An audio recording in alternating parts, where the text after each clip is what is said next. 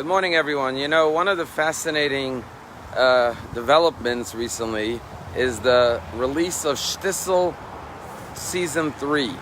There's so much excitement that there's a third season coming out now that I think just premiered in Israel on Sunday night and will be coming to the States maybe in the springtime.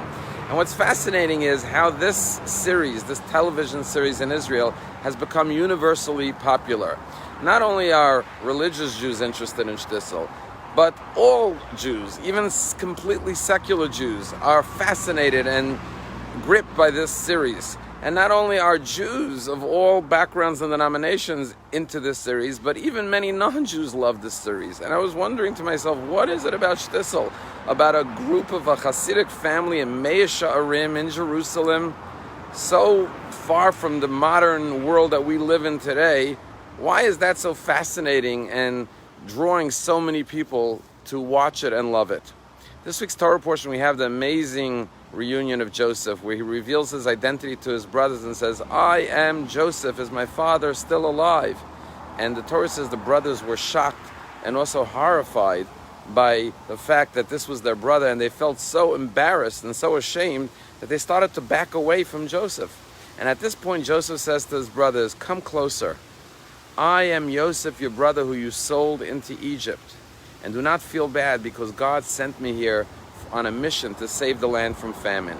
Now we can understand why Joseph consoles the brothers by saying, God sent me here on a mission to save the land from famine, so don't feel bad.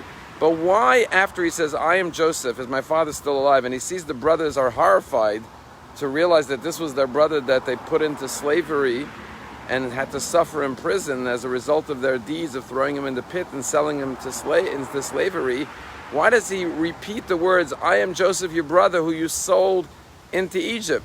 First of all, he just told them he's Joseph.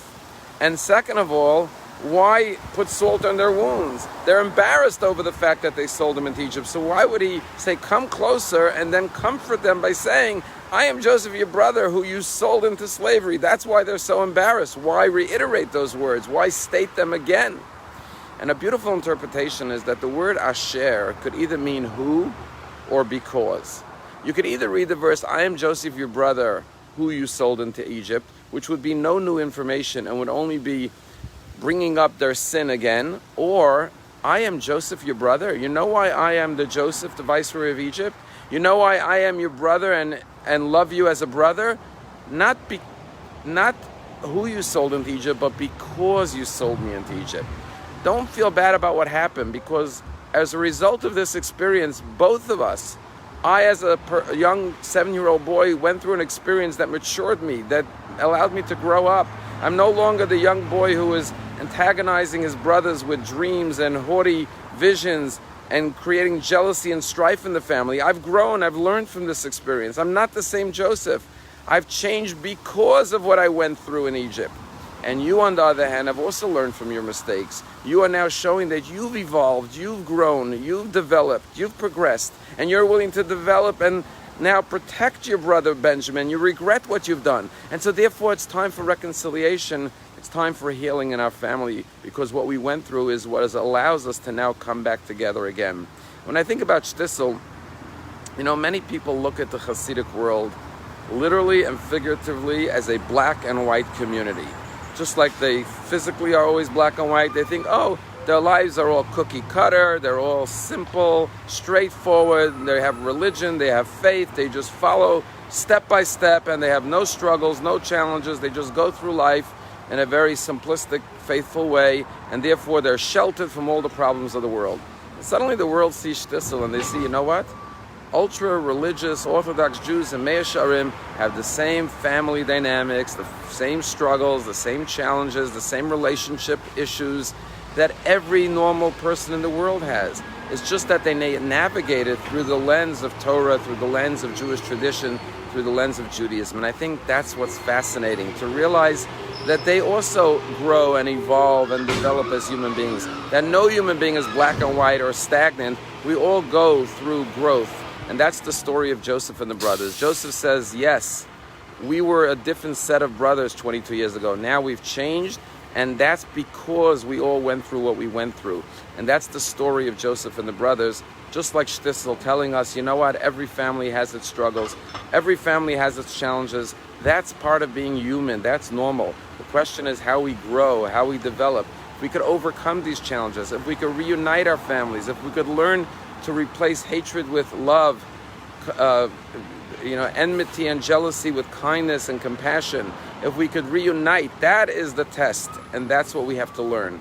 There's a story told of a man walking through the desert, and he's exhausted, he's weary, and he's tired, and he turns to the desert and he says, "Desert, you are of no help to me.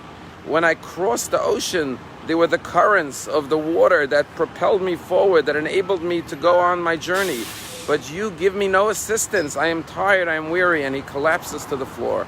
And suddenly he hears the desert respond to him, and the desert says, "Yes, you're right, I am of no help to you. But when you crossed the ocean, you left no mark, no imprint on the ocean. No one will ever know you crossed the ocean. But when you cross the desert, you leave a mark, you leave footprints for others to follow." And I think this is the lesson. In life, sometimes when it's smooth sailing and everything is simple, we leave no mark, we leave no imprints, we leave no lessons to be learned, no inspiration to be gained. But when we have to go through the vast desert, yes, it's a struggle life. Sometimes we have challenges, we have obstacles. But when we prevail and we overcome them, we leave a mark, we leave a trail for others to follow. We leave inspiration and guidance. Just like Joseph and the brothers, the story speaks to us till today, almost 4,000 years later, that you know what? You could be Joseph, you could be the 12 tribes of Israel, you could have a father like Jacob, and yet you have to overcome struggles and work hard to achieve goals and to reunite and to heal as a family. And therefore it inspires all of us to rise to those challenges and do the same. Have a wonderful day.